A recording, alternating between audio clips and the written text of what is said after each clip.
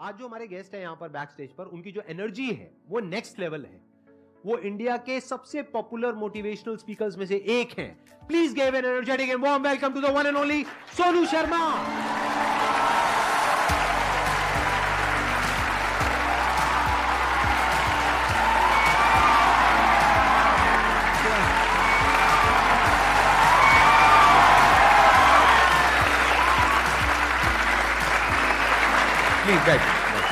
आइए। सबसे पहले तो गुस्सा है इन पे बहुत ज़्यादा। क्या गुस्ताखी हो गई सर? देखो, ऐसा होता है कि आपके जो ऑडियंस है ना, वो आपको बार बार प्रेशराइज कर रहे हैं। आप वहाँ गए, आप वहाँ क्यों नहीं जा रहे? अरे मैंने कहा अच्छी बदमाशी नहीं जाते हम। तो नाक में दम कर दिया लोगों ने आपकी वजह से। आना ही पड़ा। मतलब इतने मैसेज, अब तो 2-3 दिन से तो धमकी वाले भी आ रहे हैं, जाओगे कि नहीं जाओगे।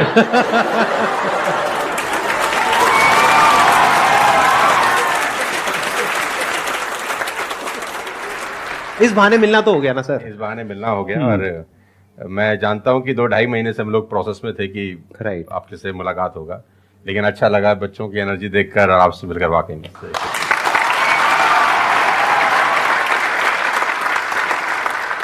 अब बताइए कौन है जो इनसे कुछ क्वेश्चंस पूछना चाहते हैं? मेरा क्वेश्चन ये है कि जब आपका लाइफ का एक स्ट्रगलिंग फेज था, तो उस टाइम पे आपको गिव अप करने का फीलिंग आया होगा, तो उस फीलिंग को हमें कैसे टैकल करना है, या फिर आपने कैसे टैकल किया? देखो, जब आपका वाई बहुत क्लियर होता है ना, तो आप गिव अप कभी भी नहीं करते। कोई भी चीज क्यों करना है, ये सबसे इंपॉर्टेंट रोल प्ले करता है। There is a book by Simon Sinek called learn your why, कि आप कोई भी काम क्यों कर रहे हैं, है ना। तो अगर आप उस किताब को पढ़ेंगे ना, तो आपको बहुत सारी चीजें सीखने को मिलेंगी। वाई बहुत इंपॉर्टेंट है। मतलब अगर आपका वाई क्लियर है ना, तो कोई भी ऑब्स्टिकल गिराने के बाद, आप गिरने के बाद, नीचे गिरने के बाद आप अपने आप उठ खड़े हो जाते हैं। तो वाई स्ट्रांग होना चाहिए, और वही लोग उठने ही खड़े होते हैं जिनका वाई स्ट्रांग नहीं है। मैं एग्जांपल देके समझाता हूं आपको। अब फॉर एन एग्जांपल मैं आपको वुडन स्ट्रोक दूं, 2 फुट जिसका विड्थ हो और 30 फीट जिसका लेंथ हो, और आपको बोलूं मैं यहां से वहां आपको ट्रेवल करना है उसके ऊपर चल के, और मैं आपको 10,000 रुपये दूंगा, तो आप चल लेंगे बहुत आराम से। आप सवाल को ट्विस्ट करते हैं। अब उसी फट्टे को मैं 100 माले की 2 बिल्डिंग के बीच में लगा दूं, अब आप चलेंगे? लेकिन मैं अगर आपको अभी भी चलवा दूं तो आप अभी भी चलेंगे।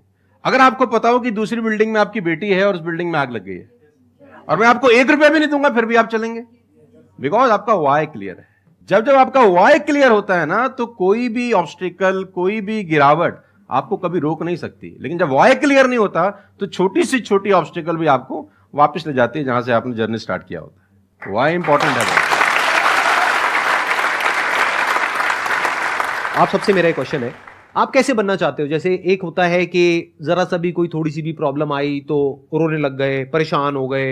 एक ऐसी पर्सनालिटी आपकी हो सकती है कि आने दो, जो आ रहा है आने दो, देख लेंगे, संभाल लेंगे।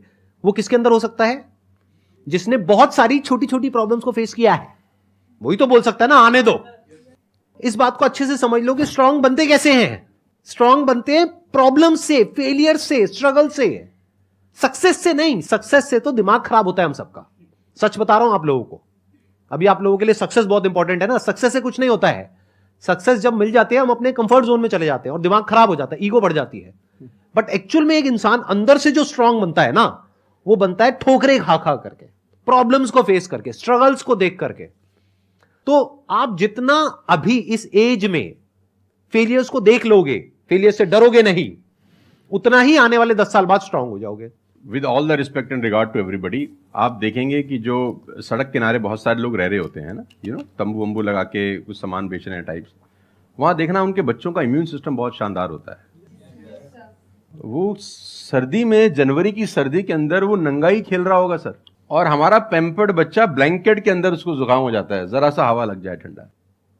तो जो ठोकरे हैं ना, वो आपका इम्यून सिस्टम बहुत अच्छा बना देते हैं। सफलता, सही कह रहे हैं संदीप जी, कि दिमाग खराब करती है। तो ये जो 5-6 साल हैं, फ्रॉम 14 to 20 और 22, यहां तो आदमी की रगड़म पट्टी होनी चाहिए दबा के। मतलब उसके तो खून के आंसू आ जाने चाहिए कि जिंदगी में भगवान ने मुझे क्या दिया है। सही कह रहे हैं, बिल्कुल सही कह रहे हैं। बता रहा हूं अपना। हाँ,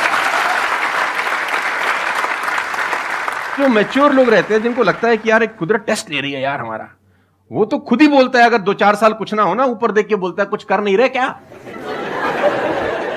मुझसे भरोसा उठ गया है क्या? हाँ सही बात है। भेजो कुछ चैलेंज, मैं तैयार हूं कुछ बड़ा मजा करने ही नहीं के आता लिए। उसके बिना, उसके बिना मजा ही नहीं हम आता। तो लोग वो हैं कि हम गाड़ी चलाते हैं ना, 4-5 साल स्मूथ चलने लग जाए गाड़ी रोड पे, तो हम गाड़ी रोक के खुद ही खड्डा खोदते हैं सड़क पे। साला इतनी स्मूथ क्यों चल रही है? कोई ना कोई चैलेंज चाहिए यार, मजा नहीं आ रहा यार गाड़ी चलाते हुए।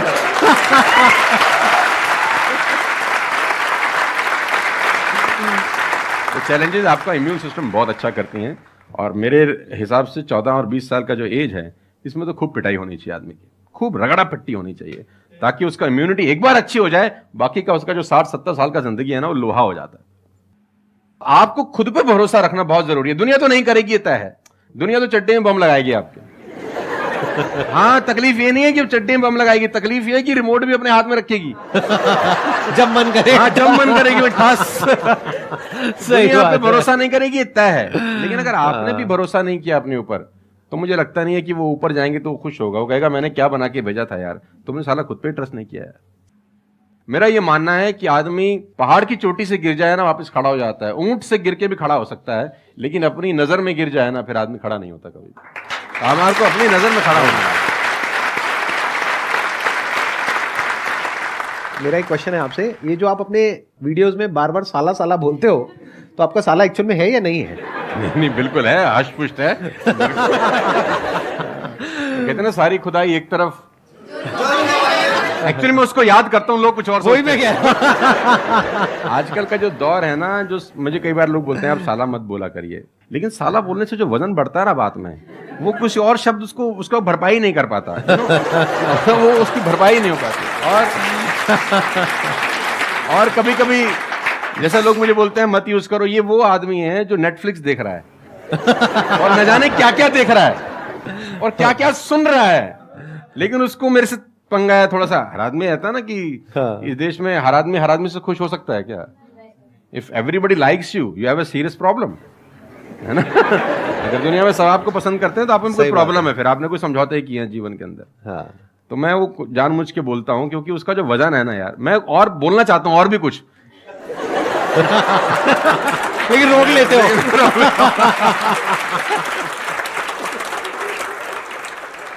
सर मैं क्वेश्चन करना चाहता हूँ कि जैसे लाइफ में सबके लिए सब कुछ क्लियर होती है, नॉलेज सबके पास है, क्लियर कट सब है सब रास्ते के लिए कि क्या करना है क्या नहीं करना। कुछ चीज़ें उनको रोकती है, पता है उसको भी वो क्या रोकती हैं क्या नहीं रोकती हैं, फिर भी वो चाह के वो बंदा आगे नहीं बढ़ पाता उन चीज़ों को लेके। एक नेगेटिविटी उसको रोकती है और उसकी सराउंडिंग उसको रोकती है, मैटर करता है, उसको सब पता है करना क्या है, फिर भी वो रुकता है। सर इसके लिए कोई ऐसा आंसर दो, आज तक किसी ने दिया ना और क्लियर कट हो। भगवान कृष्ण पांडवों के तरफ से गए 5 गांव मांगने हस्तिनापुर, शांति प्रस्ताव लेके गए कि 5 गांव आप पांडवों को दे दो, बड़े संतोषी हैं, वो लड़ाई वड़ाई नहीं करेंगे और पूरी महाभारत टल जाएगी, खत्म, कोई दिक्कत ही नहीं है। तो दुर्योधन ने बोला कि सुई के नोक बराबर भी जमीन नहीं दूंगा। तो भगवान कृष्ण दुर्योधन से बोलते हैं ये धर्म है? उसने बोला मैं जानता हूं धर्म है। उसने बोला करता क्यों है?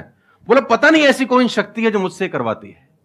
ऐसा होता ही नहीं है कि गलत करने वाले को अरे मुझे तो पता ही नहीं था चोरी करना पाप है, नहीं तो मैं करता ही नहीं यार। पता होता है। वो कहता पता नहीं ऐसी कौन सी शक्ति है जो मुझसे गलत कराने को मजबूर करती है और मैं करता जाता हूं। कुत्ता रहता है ना, जो कुत्ता, उससे परफेक्ट एग्जाम्पल नहीं है। कुत्ता अगर रोटी चुरा के कहीं से भागेगा ना, आप ध्यान दीजिए, गौर करिए, कहीं से चुरा के भागे तो वो 3 गली दूर जाएगा, चोरी से खाएगा कि कोई देख तो नहीं रहा, चुरा के लाया है। और अगर मालिक उसको अगर परोसता है, ध्यान से देखना, वो पहले पूंछ उठाएगा, 2 हाथ ऊपर के करेगा, थैंक्स बोलेगा, शुक्रिया अदा करेगा, और जहां परोसी होगी वहीं बैठ के खाएगा। कुत्ते को भी पता है ये ईमानदारी की रोटी है और उस कुत्ते को पता है कि सारा बेईमानी की रोटी है, वो 3 गली दूर जाके खाता है। कुत्ते को भी पता होता है क्या सही है क्या गलत है, तो इंसानों को कैसे नहीं पता हो सकता है? सबको पता होता है कि क्या सही होता है और क्या गलत होता है। बहुत बढ़िया। फिर भी लोग करते हैं। ऐसा हो नहीं सकता। Cigarette smoking is injurious to health, everybody knows ना। अब वो 40 साल तक साला चेन स्मोकिंग कर रहा है और उसके फेफड़े खराब हो गए, डॉक्टर ने बोला भाई तेरी वारंटी खत्म है, तू विल शील लिख ले, तू जाने की तैयारी कर ले। और ये डॉक्टर साहब को अगर इनोसेंटली बोल रहे, डॉक्टर साहब मुझे पता होता, भगवान कसम मैं पीता ही नहीं, बोल सकता है ऐसे? नो, उसको पता था। पता होने से कुछ नहीं होता। मैं अपनी ट्रेनिंग में बोलता हूं execution is the most powerful thing. आपको सब पता है, सुबह सैर करने से सेहत अच्छी रहती है, हर किसी को पता होता है। गरीब भी कर सकता है, अमीर भी कर सकता है, चप्पल है तो भी कर सकता है, नाइकी का जूता वाला भी कर सकता है, लेकिन फिर भी नहीं करता ना। पता होने से क्या होता है? कुछ नहीं होता। Execution is important. यहां पर मैं थोड़ा सा ऐड करूंगा इनकी बात में। अब इस प्रॉब्लम को सोल्यूशन क्या है? जैसे फॉर एग्जांपल, एक बार आपको सिगरेट की लत लग गई, तब अगर आप एक क्वेश्चन पूछोगे तो आपके लिए सिगरेट को छोड़ना, अगर मानो आपको 10 साल हो गए सिगरेट पीते हुए, अब एकदम से सिगरेट को छोड़ना बहुत ही मुश्किल है। मैं बोलता हूं आसान है, लेकिन इतना आसान नहीं है, क्योंकि बायोलॉजिकली आपकी जो ब्रेन है वो मांगेगी उस चीज को। अब सिर्फ साइकोलॉजिकली आप क्रेव नहीं कर रहे सिगरेट के लिए, बायोलॉजिकली भी वो क्रेविंग उठेगी अंदर से। जैसे भूख लगती है, प्यास लगती है, वैसे ही निकोटिन मांगेगी आपकी जो ब्रेन है। तो इसका सोल्यूशन क्या है? जब भी कोई गलत काम करने की शुरुआत कर रहे हो, आपको पता है कि वो सही है गलत है, तभी आपने क्वेश्चन पूछा, आपको पता है कि मैं यहां पर गड़बड़ कर रहा हूं। अब वो गड़बड़ क्या हो सकती है? टाइम खराब कर रहा हूं। एक बार आदत पड़ गई टाइम खराब करने की, उसके बाद बहुत मुश्किल हो जाएगा उसको छोड़ना। बहुत लेकिन अगर शुरुआत हो रही है टाइम खराब करने वही की, रोक लिया, वही रोक लिया, पहली सिगरेट पे आप रुक गए, तो बच जाओगे। मैं आपको संदीप जी को ऐड करता हूं। ये बिल्कुल फैंटास्टिक बात बोली इन्होंने, बहुत जबरदस्त बात बोली। एक गुरु और एक चेला कहीं से ट्रेवल कर रहे थे, राइट? कोई जंगल टाइप जगह थी, तो गुरु ने बोला इसको उखाड़ दो। क्या उखाड़ दो? वो छोटा सा पौधा सा लगा था, इतना सा उंगली जितना बाहर आया था। तो बच्चे ने बोला कौन सी बात है, खट से उखाड़ दिया। हाँ। थोड़ा सा और आगे गए तो 2-2.5 फुट का एक छोटा सा पेड़ था। गुरु ने बोला इसको उखाड़ दे। उसने थोड़ा सा जोर लगाया, वो भी उखाड़ दिया। फिर 4-5 फुट लंबा पेड़ था। गुरु ने बोला अब इसको उखाड़ दे। थोड़ी सी उसको मेहनत लग रही, लेकिन उसने फाइनली इसको भी रिमूव कर दिया। अब एक बरगद का पेड़ था करीब करीब 20 फीट ऊंचा। गुरु ने बोला अब इसको उखाड़। बोला महाराज कैसी बातें करते हुए, कैसे उखड़ेगा? बोला यही सिखाना चाह रहा था कि एक बार जड़ें गहरी हो जाए ना, तो उसको उखाड़ना बहुत मुश्किल होता है।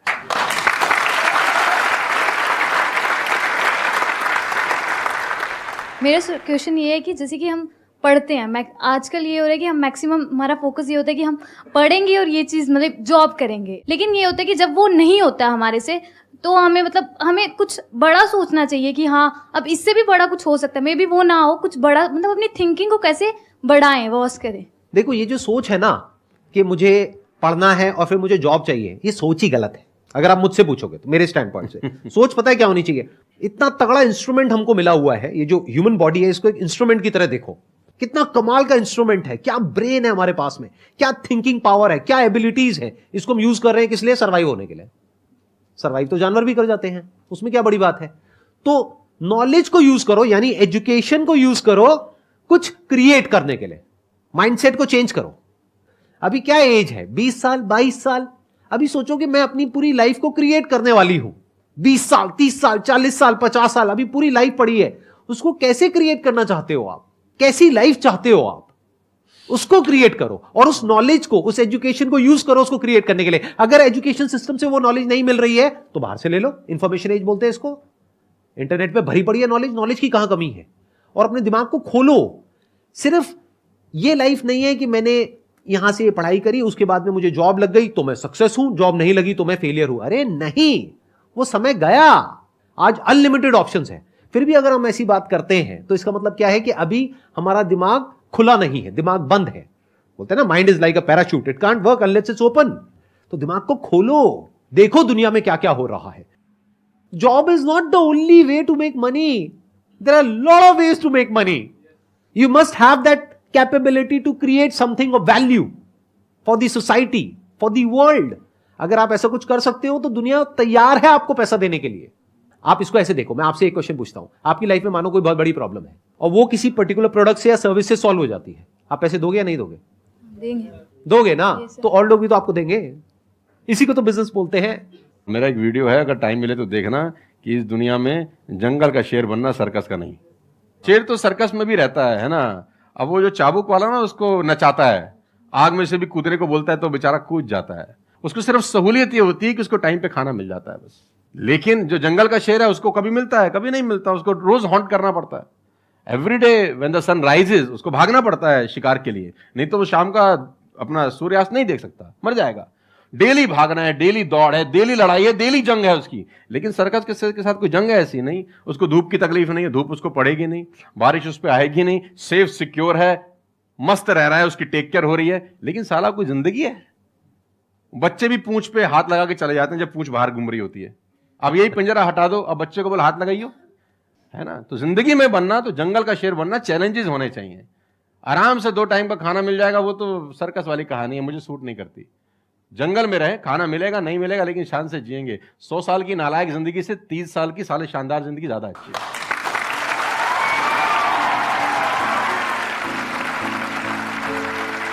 Thank you so much. Thank you.